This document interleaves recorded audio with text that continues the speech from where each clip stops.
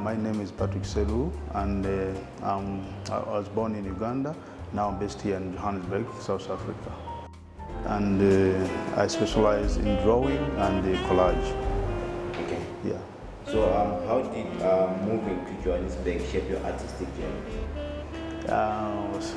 So, I don't know if I can say this, but moving to Johannesburg really influenced my artistic career or journey. That before that time I was not into that. Then after, it's where I met a good friend of mine, now the late artist Bernard Lutaya, who introduced me to the art community again. And yes, my artistic or ideas or abilities, then they were, it came back to life, and I started to move around to art galleries and art fairs. So yeah, art became appealing while I'm in Johannesburg, and I started to do art. The Johannesburg, did I pronounce it right? No, Johannes. Johannes, yeah. Okay, yeah. Yeah. So can you tell us about your experience working with them, the mentorship program, and how did it impact your career? Yeah, really that was something that happened to me by then, and it was really good. That it was the first mentorship program that I had, and it came in the time whereby I needed it. So it was so good that they helped me to awaken my artistic abilities that were like hidden, and also to develop my artistic skills by then. So whatever that I did by that time, it was really super, and yeah, that was the start and the beginning of my career. Let me say like that. We saw that you also worked under the mentorship of Patrick Seruwu. Yes. So how was that also for you? How was the mentorship? And how was the mentorship also that came with the Tenesalism? If you know Kagiso or Brapet, is based by Back Factory, and it's one of the organizations here, artist organizations that been here for a long time. So if you know that, so he's one of the artists who also started it. That's almost like maybe 20 years and above by then. So he has experience. For me, I was lucky, in fact, to be mentored by him, and also under the Lizamo Gallery. So to be with such people with the special skills, to be with them, it was super, because by that time I really lacked I had nowhere like a proper way of going, that no, I have to follow this or what. So working with them, it was really good that I improved artistically and also technically. My skills where I started to see that where I'm going. But by then, because I started to have that confidence in what I was doing, and yes, it was a start by then. It was really good to work with them. And whatever I do now, it's because of that. Yes. What does your work focus on, and how did you get to develop your artistic style? Okay, thanks so much for that question. And yeah, my work is focused mostly on women, the daily issues, factors that affect women on the daily basis. Yeah, and if you can see my work, all of them, they are more, let's say, portraits of women. And for me as a person, I grew up with my mom and also my sisters. So yes, I was in the family of ladies. And also moving to Johannesburg again, I was welcomed like with the ladies. So working with them in the saloon really touched me, sharing their stories. Some of their stories, they were so touching. And when I started doing art, I wanted to tell the story, what women go through. So you mentioned the saloon. Yeah. I'm assuming before you go to be a professional artist, Yes. you were once working in a salon. Yes. So that experience of you working in the salon, how did it impact you to the person you are today? Like, as a growth of a state of growing, how was it for you to transition from assisting in the salon to be the person that you are? I was not like assisting in the saloon. I was assisting in the saloon while I was in Uganda, like helping my mother to help her, like plait women's hair. But when I came here, I came in the foreign land. I had no one to know. This is the first jobs that I started to do. I was looking for something that I can do, and when I looked around, it's only the hair that I knew. So because of that background that I had, so I started to do that, and I opened up that salon. So working together with them, we shared those kind of stories, and some of those stories, as I said, they were like touching. And going back to my background, when I started doing art, I wanted to tell those kind of stories that they were going through. Something that most people they don't know. So when it comes to metaphors, the use of metaphors in your works, we see the dripping paint. Yes. Like, what does that symbolize? Like, why do you use that as a metaphor? Why do you incorporate it? Okay. So when I started doing art, I was looking into something. Also, like myself, I wanted to be like unique with my art. So I was going through. I started to research about this. That's why I went to these colors, women to represent that feminine, and also again to use that spear as colors. So I wanted, going back the story of women, and especially here in the foreign land. There's Johannesburg where I'm based. It attracts a lot of people from neighboring countries like Zimbabwe, Mozambique. They come here search for living. They think here it's easy for you to get it, but it's not like that. Whereby when you are here, you find out something different. So sometimes they make it, sometimes they don't make it. Sometimes they go without anything or empty stomach, and sometimes they get it. So such stories, they are really touching. And when I started doing art, I wanted to bring that. So colors, like pink, I wanted to symbolize that femininity for women, and also love. Then sepia color also to symbolize longevity. Yeah, thanks. So that's what I wanted to bring. So by working, if you can see my works, I let the paint to drip down, and also to symbolize the metaphor of those color, like sweats that you go through on a daily basis, be it positive or negative, like tears of joy and tears of happiness.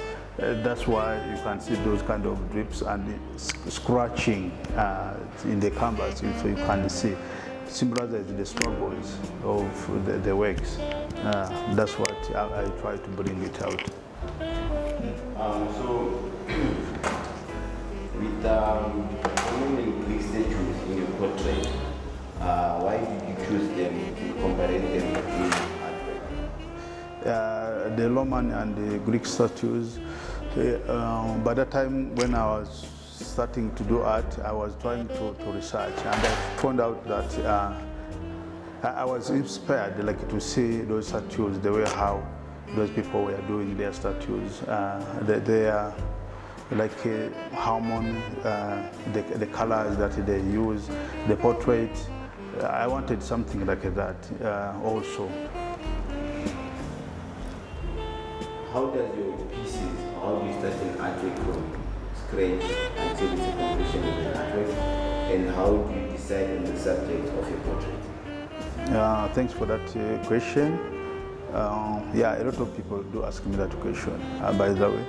And as you can see, I have here the canvas. I start through scratch, getting the canvas like that, then I prime it. When I prime it, I put it onto the wall, the way how you can see. I start to sketch. But before I sketch, I get the subject. What am I going to do? What am I going to talk about? It depends. So in that process, whatever I get inspired by that time, be it at work here or in the working place or at home where I stay or in the supermarket, wherever people that I come across. So when I get that, I come and take picture, or I get a model. Before I used to have that model. She used to come here, and then through discussing or talking, I sketch that person, or I take picture. Then I sketch. When I do, I start to work on that canvas. Yes. So I use charcoal and acrylic on canvas to work on on the image that I've drawn. Then from there, I start to add.